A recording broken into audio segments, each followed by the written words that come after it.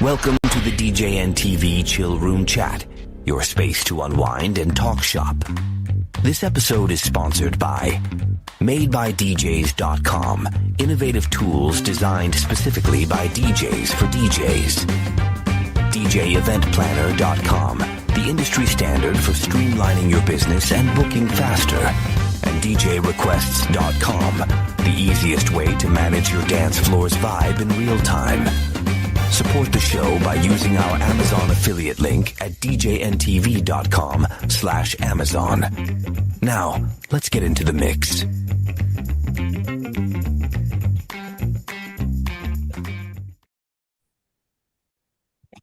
Oh man, sometimes we just do things we probably shouldn't do. Welcome to hanging out on Monday night.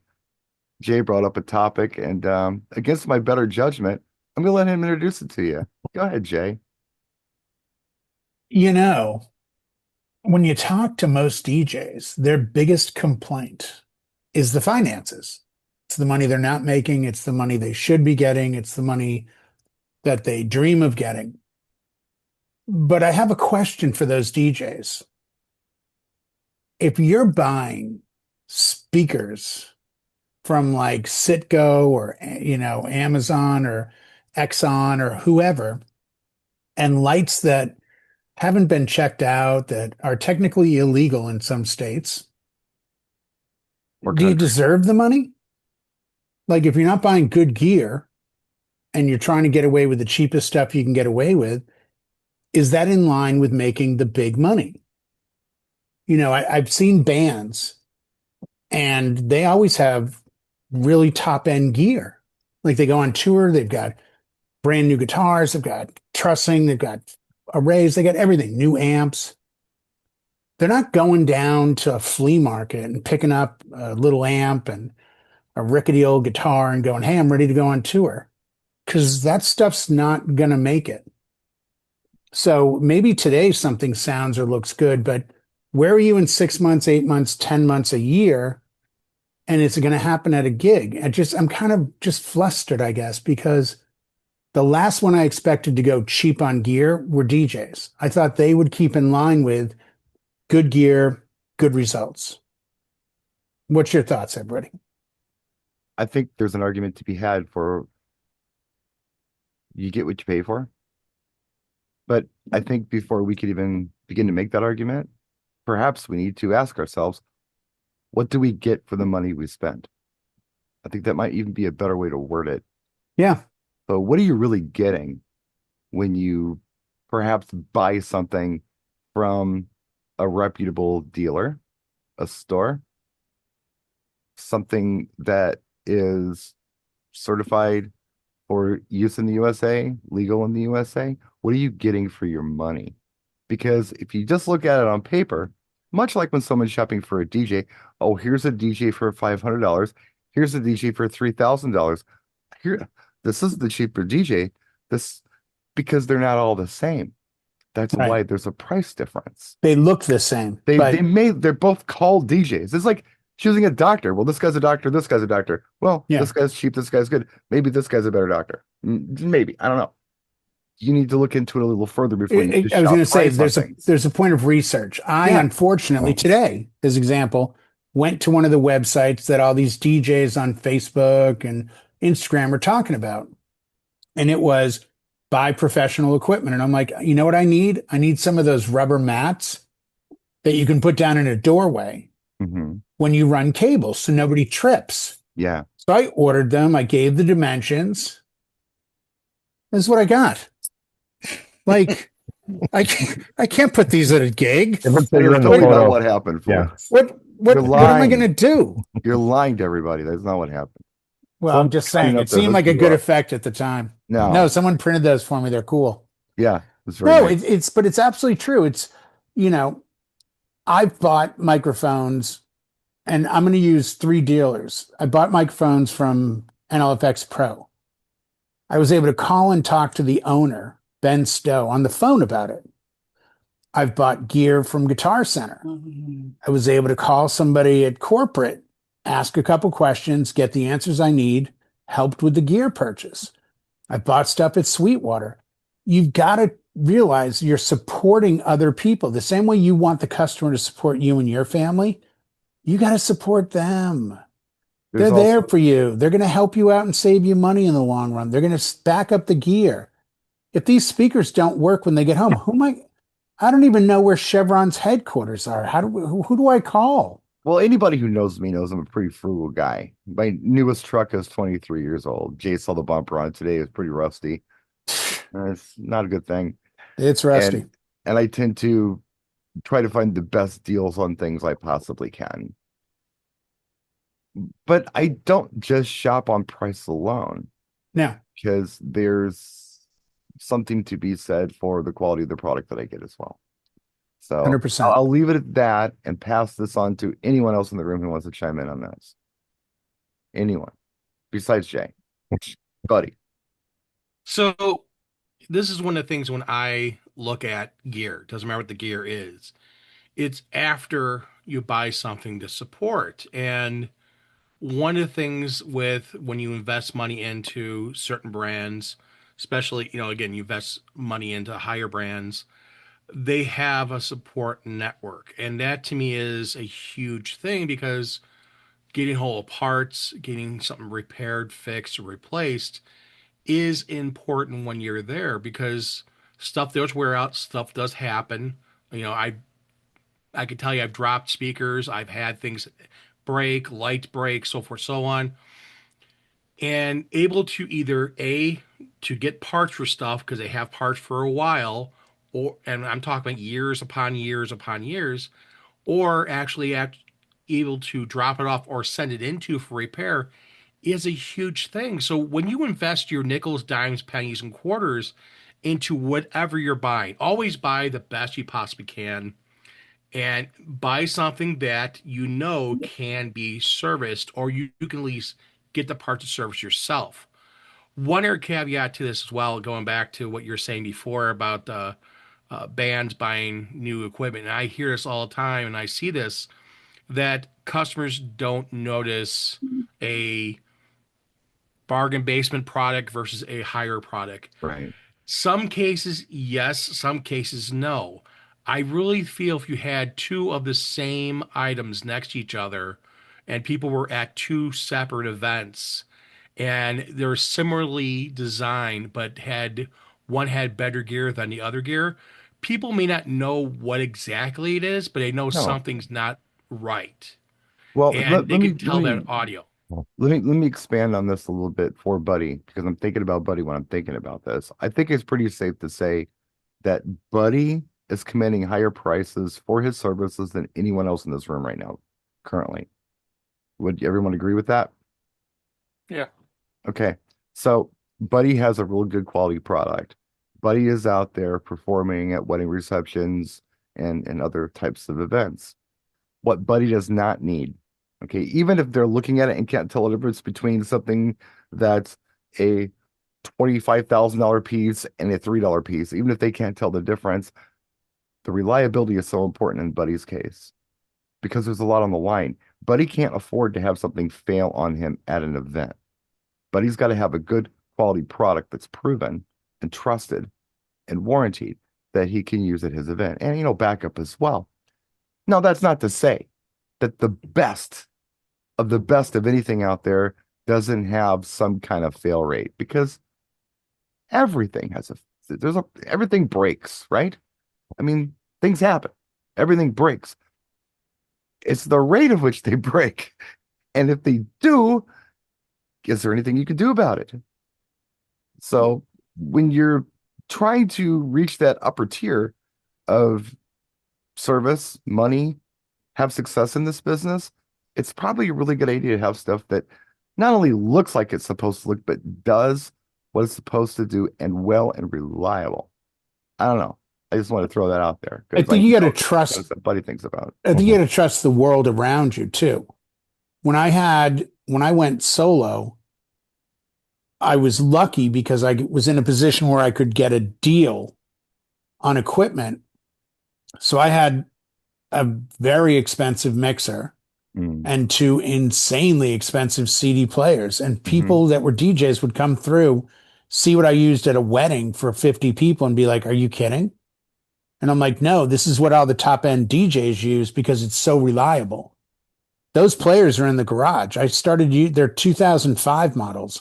I used them until 2010. I was doing 70 to 90 events a year. Yeah, you were busy back I then. was slammed. And I mean, those players, if I plug them in right now, they'll work. Were they worth the investment? Yeah. Yeah. Do I think you can get a $200 laptop to do the job of a $2,000 laptop? Maybe. But in my if everything brain, goes as planned, sure, right. fine. But in my brain, there's a certain amount of trust.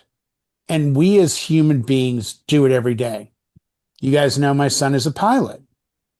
I fly more than anyone in this room. When I get on the planes, I don't check the pilot. I just trust that he's qualified or she is qualified to do the job. Now, if I was at the airport earlier and the pilot's drinking next to me and goes, oh, I got to bang this shot down, I've got that Boston flight, I'd be pretty anxious. That'd have been Jay the But- pilot, by the way, if he was. a But pilot. that's one of those real world situations. Right. You know, am I saying you should go out and spend, CDJ money for your rig? No. Most DJs don't do enough that they need more than a $600 or $700 controller. They're hitting play, they're talking on the mic, get an external mixer. But if you turn your back and I put up 4 speakers, I genuinely believe the more expensive speakers are going to sound better. It's rare in the world we live in that you're going to pull a speaker out of nowhere and go, this speaker's only $100 and it sounds better than that $1,000 one. No, it's not. Damon, And you got if it something on sounds the this. You got same, something it on won't this. last. How long you had your Evolve 50s or 30s? My 50s are 6 years old. My 30s are Sounded 6 years great old. yesterday at a I gig. think I figured out I've had my 50s for 8 years. Okay, I've had mine for 6. Sounded amazing yesterday at a Yeah. gig.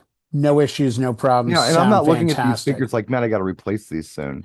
No, I but I'm had- also I had- not looking at, let me get a cheaper alternative to No. this. I had a situation recently that you may or may not know about where one of them got damaged. Yes. It got like dropped. Yep. And I'm looking at this and I'm looking at the price of buying a brand new column for it, just to put all the guts in. Yeah. Versus trying to source the 3D printed cab for it.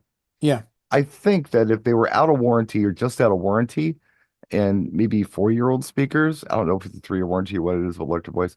But at that point, maybe I would have invested the $300. I could have got the whole case for on eBay and Yeah. done that. But they're 8-year-old speakers. So I made the judgment call, much like I am on my truck with the rusty bumper, to just get the cap. Like I'm going to get a bumper for the truck. I was going to get a cap for the top of the thing, bend the grill back best I can, and done. Because I'm not putting ridiculous money into something that's 8 years old. Brian, one of the things I noticed when you did that video, and this is to the quality of EV, they put Loctite on the screws Yes, they did. for the speaker, which I've seen some other brands, I'm not mentioning names here, but I've seen them being taken apart by people on YouTube.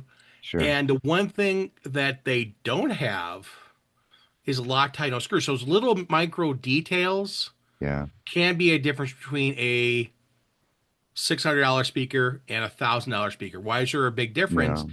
It's drivers, it's technology. There's a lot of things there, but those little things like that, Yeah. where they put Loctite on those screws versus on a product that's not as expensive, is a huge difference. And again, I've seen that on other Yeah. manufacturers. Quality's The there. better It's German manufacturers engineered do stuff. stuff like that. Bosch owns them. So what are you going to do?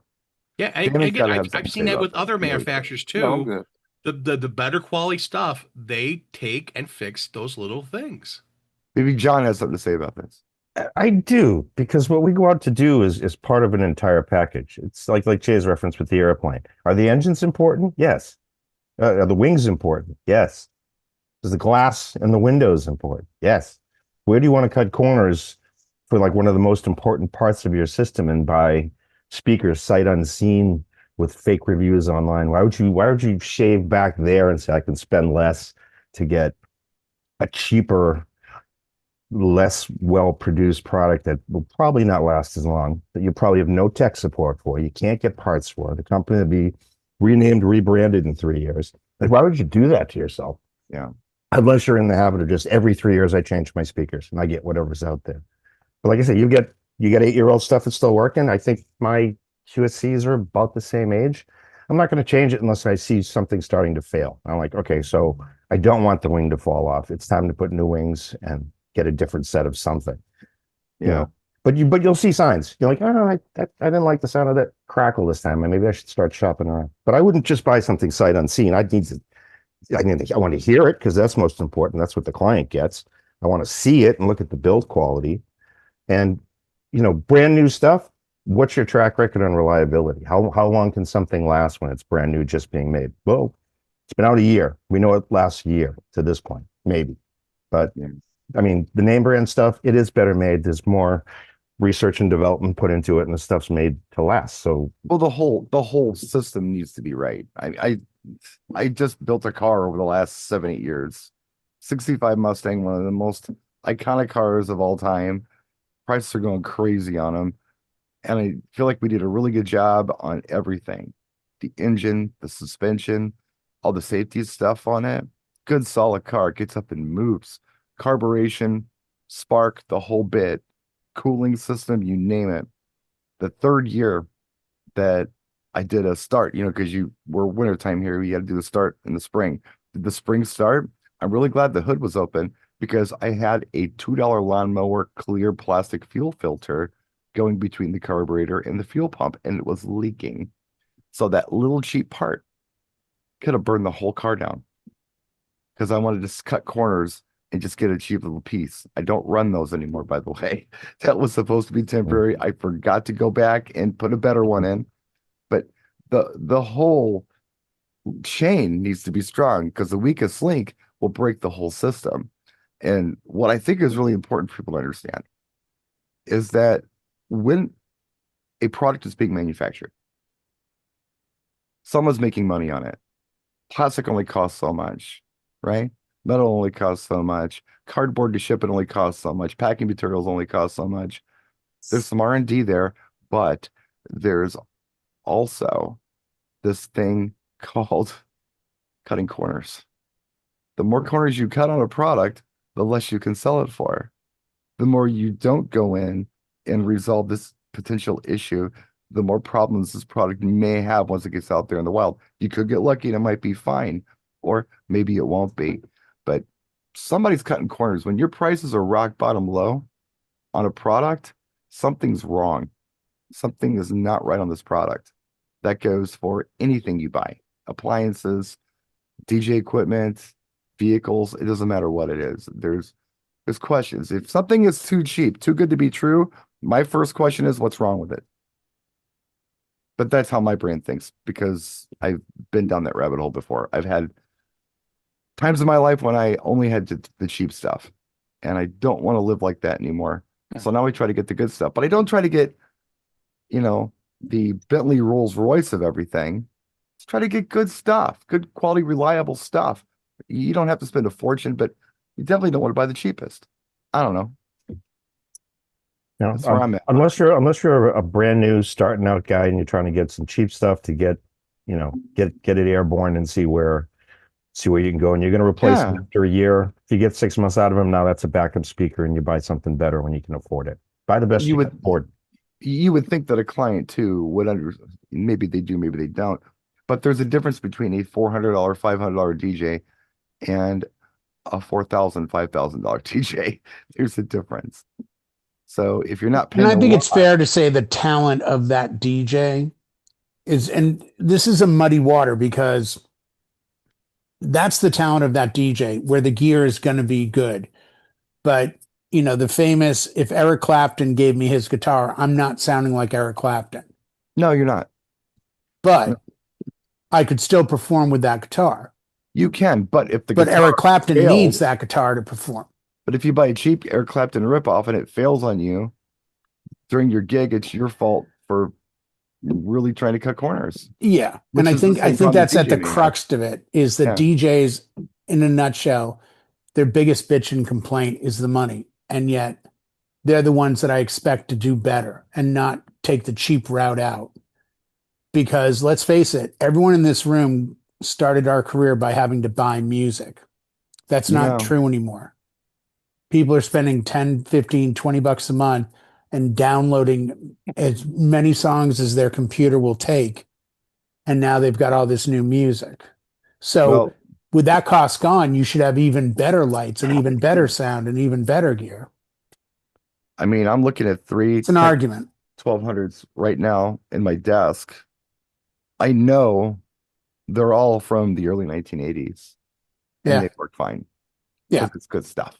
Yeah. The good Damon, stuff will last. when did you buy your 1200s? Mine came out in '84. And are you still using them? Yeah. Yeah, see, Today. I can't hire that. I need a DJ with new tone. That's just, yeah. No, but I think that there are exceptions Quality. to the rule. And I think Technique 1200s are exactly that.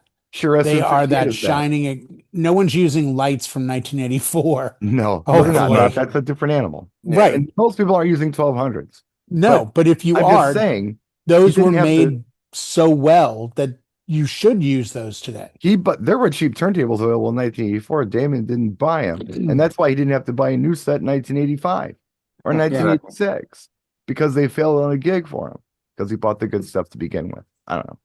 I'm playing Lincoln Factory this weekend in Detroit, and Nice. they already asked what I wanted for gear, and I've already told them I want CDJ 100s and a American DJ BPM 250 QR mixer. So we'll find out if Detroit comes through for me. We'll find out. Put your hands up. Oh man, you took that rider way back. I just saw a post that said like MK took over Lincoln Factory last week for Detroit. I'm like, Yeah. I'm just going to announce that I'm playing at Lincoln Factory. And Damon's going to be like, that's awesome. There's no way he's playing at Lincoln Factory. For a walk. How are you on time? Matter I'm of fact, opening we- with Private Idaho, and then I'm Matter of fact, playing. You know Jay, what? 23. We're gonna have you playing on the certain Vegas system, by the way. Is that what's in there? No. Earthquakes? Give me 6 earthquakes. That's what we're gonna set up for you. Rosa, you can take the stuff. We do not have a banner ad running tonight, but if we did, it would tell you that this show is brought to you by DJ Event Planner. Thank you so much, DJ Event Planner, for sponsoring our show tonight. If you'd like to learn more about them, please look at the description of this video. On YouTube, there'll be a link straight to their site. Guys, I appreciate y'all chiming in with something, except Brian, he didn't say anything. And Tom was sleeping, but that's okay.